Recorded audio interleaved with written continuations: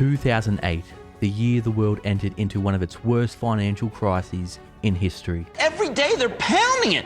The heightened financial turmoil that we have experienced of late may well lengthen the period of weak economic performance and further increase the risk to growth. Can't look at it after you buy it because it's so horrible. But we've had an 8-day losing streak in the Dow that in percentage terms puts it on par, close to the loss suffered in that crash in 1987, close to that percentage loss those 2 days in 1929. What started in America last year has now spread to every part of the world. We're down 9% today. The Xetra DAX over in Frankfurt is down by 9%. The Paris market down by 9%. Austria, which was briefly suspended earlier on in the day, is down by nearly 11%. This market is as volatile as you'll ever see. Traders saying this is the craziest day they have ever seen in these markets. Veteran traders saying they've never seen anything like it. The movement in oil prices so fast. The housing market in the US completely collapsed. Global stock markets around the world fell. We saw Ireland's housing market collapse and many other housing markets around the world fall. And it created a deep, prolonged recession around the world. So you may wonder, why am I bringing up 2008 today? Well, what caused the 2008 global financial crisis? It was toxic debt, toxic mortgage-backed securities, derivatives, and crazy speculation by hedge funds, big US banks, and also the crazy housing market boom. Now, it may seem like 2008 was ancient times and that we'll never repeat such a crisis like that again, but people, I've got some news for you that is coming out. There are many developments that are happening right now in the shadows in the financial system that could lead to another 2008-like global financial crisis that not many people are talking about, and it's coming from a place you may not expect. So in today's video, I'm going to go over a new risk that could lead to a Lehman-like Brothers 2.0, and this is something we definitely have to monitor to see how the story develops. So what is this new risk I'm talking about? This risk is Evergrande, one of the biggest property developers in the world, but it's not based in the US, it's based in China.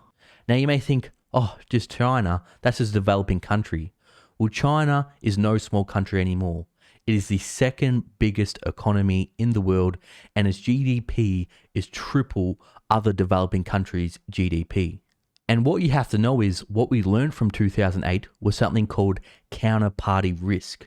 And so why there may be an issue in one country, now with the financial system being so globalized and a lot of people and a lot of businesses lending overseas, a crisis that happens in one country, especially a major economy and a major key player in the global economy like China, it will have effects in the US, in Australia, and around the rest of the world. So have a look at this, everyone. Evergrande, so again, this is the second biggest developer in China. It's one of the biggest property developers in the world. It was the biggest in China and still started having all these issues. Its total liabilities swell to over 300 billion. And look at this, everybody. Their bonds trading was halted amid panic and liquidations. People were selling off all this debt, which is pretty much just a company. They raise an IU and then they pay interest on that debt. So what happened here, putting it simply, is everybody thinks and knows Evergrande is going to default. So they're selling off those bonds and interest rates spiked to 10 and 12%. And it says here their bonds were no longer eligible collateral in the repo market after a ratings downgrade. And as we can see here, people, its bonds are not just based in yuan. Yuan is the pink line and the black is the US dollar bonds in US dollars. And there are $7.4 billion due in the fourth quarter of 2022. Again, well, why should we worry or care? Well, first things first, for all my Australian viewers, I'll bring up here why Australia should worry is because the thing that's been lifting the Australian economy, as it says in this article, is iron ore. And what this means for Australia is, if Evergrande does go down, that's going to cause ripple effects on all the other developers and builders in China, and especially the housing market in China, because you think Australia, New York, Canada, housing markets, New Zealand are unaffordable. Look at this. As we can see here, according to the data, New York's median house price is 9.3 times earnings.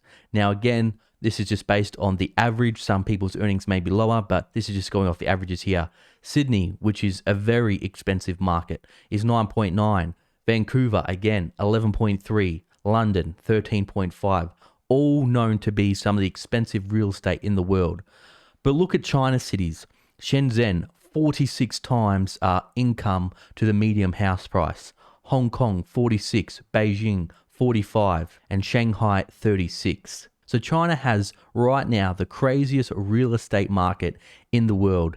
And again, what caused the global financial crisis was the crash of the housing market in the US. But now with China's economy so big, if their real estate market collapses, we're going to feel it throughout the rest of the world. And again, going back to Australia, why is it so important for us? Because it's been our mining industry, it's been our exports to China with iron ore and coal that has boosted our GDP, created jobs, and that's what's kept us out of the last recession in 2008 and in 2020. So if China's construction boom slows down, that's going to have a big hit on our mining sector. And we're already seeing that with iron ore tumbling, and coal luckily has gone up. But if coal goes down too, well, then that's just going to be the nail in the coffin for Australia. It says here, with banks and suppliers and home buyers exposed to the real estate giant, any collapse could roil China's economy, raising questions over whether it might receive state support. So will we see another bailout for China? But what have we been seeing in China? We've been seeing a huge crackdown on companies in China. You know, the CCP, they've been cracking down on billionaires, even, locking some up, especially what happened with Alibaba and Jack Ma when, he went missing for a little while. And we're also seeing this common prosperity agenda in China, which, at face value, it sounds great. Common prosperity, take from the rich, give to the poor. But what I think is really going to happen is it will be, hey, give the state your money and then we'll divide the income. And then what that will create is all these entrepreneurs will, why create a business? Why employ people? Why hustle and grind 12 hours a day? And then so that will have an effect on China's job market and the economy, because businesses may not have as much motivation as before. But that's not all, everybody. There's another huge issue going on in China right now. Look at this, everybody. China's bond defaults hit a record high in the first half of the year of $18 billion. So they say here corporate debt defaults in China have soared to a record as Beijing now allows companies choking on excessive debt to go belly up. And shouldn't this just be normal around the world? If companies take excessive risk, if they take on huge amount of debt and leverage, and they take speculative bets and those bets go sour, well, they should fail. That's their own fault. But what we have right now in Australia and in the US, we have these two big to fail corporations, pretty much, I guess you could call them state-sponsored corporations, because they give handouts to these politicians when they're doing their campaigns. So we don't really have capitalism or free markets. What we have is capitalize the profits and socialize the losses for these mega corporations.